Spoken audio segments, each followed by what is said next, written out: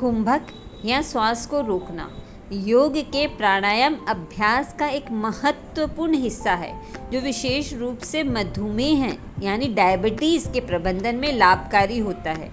कुंभक के डायबिटीज़ मधुमेह के लिए अनेक लाभ होते हैं। पूरी तरह से सांसों को लेना और पूरी तरह से पेट को अंदर खींचना और रोकना, ये कुंभक होता है। कुंभक प्राणायाम का एक महत्वपूर्ण भाग है जिसमें सांस को रोक कर रखा जाता है। कुंभक 3 प्रकार के होते हैं: अंतर कुंभक, बाह्य कुंभक, केवली कुंभक।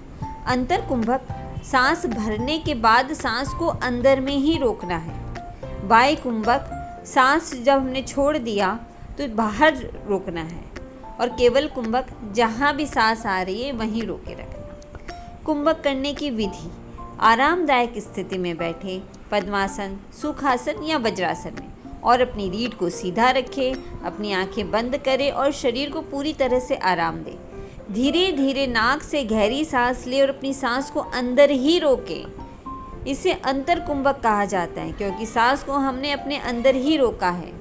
पूरी तरह से पेट को खींचेंगे और सांस को अंदर ही रोकेंगे। रक्त शर्करा नियंत्रित करने में सहायक होता है।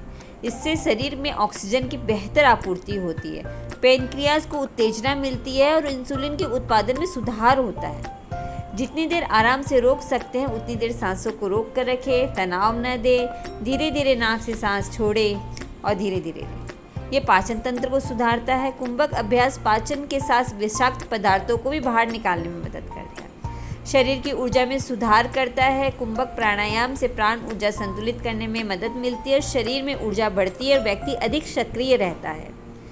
कुंभक का अभ्यास हमारी ऊर्जा को बहुत ही ज़्यादा बेहतर बनाता है।